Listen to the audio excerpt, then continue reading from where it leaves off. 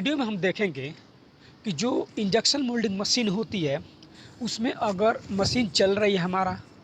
कोई भी कंपोनेंट बन रहा है, प्लास्टिक का ऑटोमोबाइल पार्ट हो या कोई मेडिकल का पार्ट हो या कोई हाउस होल्ड पार्ट हो,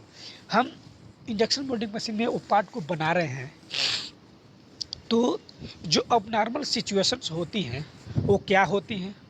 और आता है तो हम लोग क्या करते हैं, इस वीडियो में पूरी डिटेल से हम देखेंगे। तो सबसे पहला हमारा पॉइंट क्या है,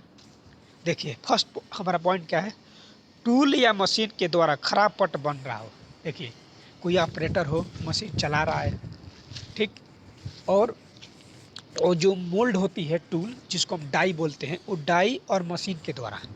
कोई अगर पार्ट है हमारा ख़राब बन रहा है, ठीक, तो उस सिचुएशन में हम क्या करें, उसमें हम क्या करें, देखिए क्या करें,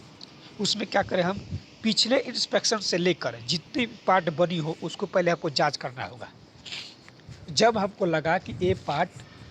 ख़राब है, इस मशीन से इस समय से हमारा पार्ट जो है वो ख़राब बन रहा है, तो वहाँ से लेके जितनी भी पार्ट हमारा उस मशीन में बनी है, उस मोल्ड में बनी है, उन सभी पार्ट को हमको जांच करना होगा और जांच करके उसके बाद हमको ओके करनी होगी। कोई भी कंपोनेंट को हमको जांच करनी होगी, उसके बाद से हम उसको ओके करेंगे, ठीक। फिर देखिए सेकंड पॉइंट क्या है, सेकंड पॉइंट हमारा है कि ऑपरेटर के द्वारा खराब पार्ट बनाना। अगर मान लीजिए मशीन और मोल्ड के द्वारा तो बन रहा है, ठीक है, अगर मान लीजिए मशीन और मोल्ड दोनों ठीक है लेकिन उस ऑपरेटर के द्वारा खराब पार्ट बन रहा है, तो उस सिचुएशन में हमको क्या करना चाहिए, तो पिछले पार्ट इंस्पेक्शन से लेकर जितनी पार्ट बना होगा उन सभी पार्टों को हम चेक करेंगे। जब से उस मशीन पर उस ऑपरेटर के द्वारा खराब पार्ट बनना स्टार्ट हुआ है, वहाँ से लेकर जितनी भी पार्ट बनी है उन सभी पार्ट को आपको सबसे पहले चेक करना होगा, देखना होगा कि उसमें कौन सी पार्ट ओके है, कौन सी पार्ट नॉट ओके है। उसके बाद से हम उसको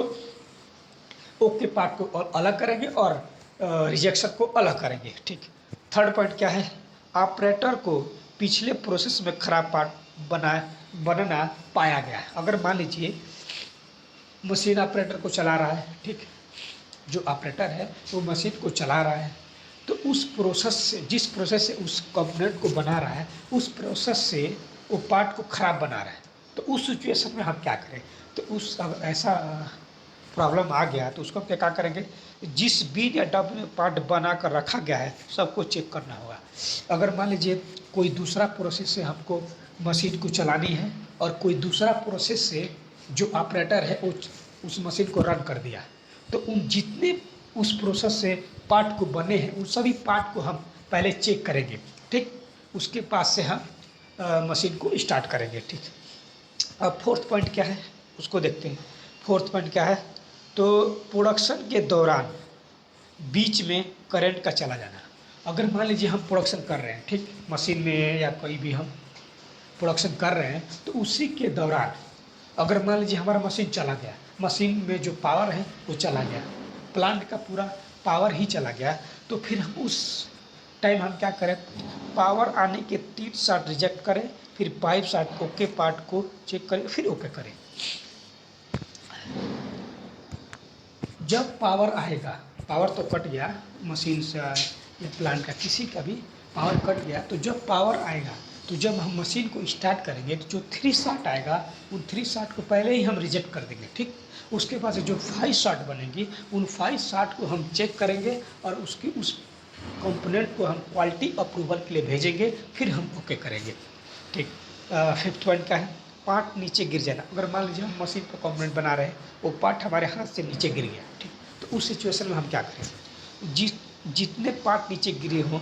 सभी को येलो बिन में रखें, जिसको क्वालिटी पर्सन चेक करेंगे, फिर ओके करें। अगर मान लीजिए मशीन पर कोई टेबल है, हम कंपोनेंट बनाकर उस टेबल पर रख रहे हैं, उस टेबल से पार्ट हमारा नीचे गिर गया, ठीक, तो जितने भी पार्ट हमारा उस टेबल से नीचे गिर गया उन सभी पार्ट को हम येलो बिन में रखेंगे, सस्पेक्टेड बिन में, जिसको हम येलो बिन बोलते हैं, उसमें रखेंगे, जिसके द्वारा क्वालिटी आएगा और सभी पार्ट को चेक करेगा, फिर हम उसको ओके करेंगे। लास्ट पॉइंट यानी कि 6 पॉइंट क्या है, पार्ट से भरी बीन नीचे गिर जाना। अगर मान लीजिए हम बीन में कोई पार्ट रख रहे हैं, वो पार्ट से जो भरी बीन है वो बीन ही पूरा नीचे गिर गया, उस सिचुएशन में हम क्या करें, तो उस बीन या डब्बे के सारे पार्ट को पहले हम चेक करेंगे। कि कौन सी पार्ट ओके है, कोई तो डैमेज तो नहीं आया, स्क्रैच तो नहीं आया, इस सभी को हम चेक करेंगे। फिर उसके बाद से हम क्वालिटी के अप्रूवल से हम उसको ओके करेंगे। ओके।